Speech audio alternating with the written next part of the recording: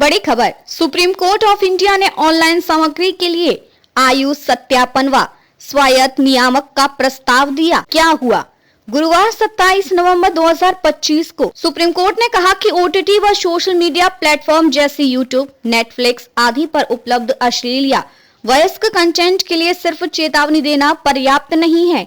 इसके पहले दर्शकों की उम्र की सच्ची पुष्टि होनी चाहिए। कोर्ट ने सुझाव दिया कि इसके लिए आधार या अन्य विश्वसनीय तरीके से आयु पुष्टि एज वेरिफिकेशन एक पायलट प्रोजेक्ट के रूप में लागू किया जा सकता है। पीठ की टिप्पणी थी कि जब तक कोई दर्शक किसी शो को ना देखने का फैसला करे तब तक वह शुरू हो चुका होता है, यानी चेतावनी दिखाते समय कंटेंट पहले ही चलने लगता है।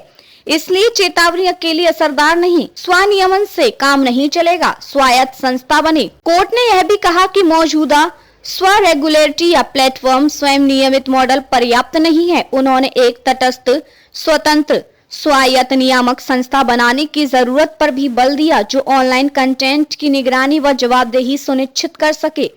न्यायालय ने कहा कि केवल प्लेटफॉर्म या कंटेंट बनाने वालों की मर्जी नहीं, बल्कि एक समुचित, सक्षम और जवाबदेही फॉर्मूले की आवश्यकता है। संवैधानिक संतुलन, अभिव्यक्ति की आजादी वर्सेस सार्वजनिक नैतिकता। कोर्ट इस बात को मानता है कि अभिव्यक्ति की स्वतंत्रता जरूरी है, लेकिन उनके दायरे में विकृति, अपमान, अश्लीलता, घृणा प्रचार या समाज को बेढंगी दिशा देने वाले विचार न आए। साथ ही कोर्ट ने कहा कि अगर दिव्यांगों का मजाक उड़ाया जाए या संवेदनशील समूह का अपमान किया जाए तो केवल मजाक या कॉमेडी का बहाना नहीं चलेगा। ऐसे मामलों में सख्त कानून की जरूरत हो सकती है। सरकार नया नियम प्लस परामर्श क्या बदलने वाला है? सरकार ने कोर्ट को बताया कि वह नए दिशा निर्देश पर काम कर रही है और हितधारकों, प्लेटफॉर्म, डिजिटल मीडिया विशेषज्ञ, नागरिक के साथ सार्वजनिक परामर्श सुनिश्चित करेगी। इसके साथ ही प्रस्तावित बदलावों में सिर्फ अश्लीलता ही नहीं, बल्कि एंटी नेशनल कंटेंट, सामाजिक घृणा, नफरत भाषण, जाति, धर्म, लिंग आधारित अपमान, हिंसा प्रचार जैसे विषयों को भी शामिल करने की योजना है। क्यों यह फैसला महत्वपूर्ण है? डिजिटल प्लेटफॉर्मों की जिम्मेदारी को बढ़ाएगा।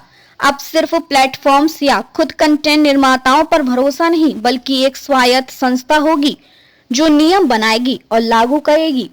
नाबालिगों व संवेदनशील लोगों की सुरक्षा, आधार आधारित उम्र पुष्टि से बच्चों को अश्लील या हानिकारक कंटेंट से बचाया जा सकेगा। मौलिक अधिकारों का संतुलन, जहां जरूरी हो अभिव्यक्ति की आजादी रहेगी, लेकिन दुरुपयोग, अपमान या सामाजिक विस्थापन की गुंजाइश सीमित होगी।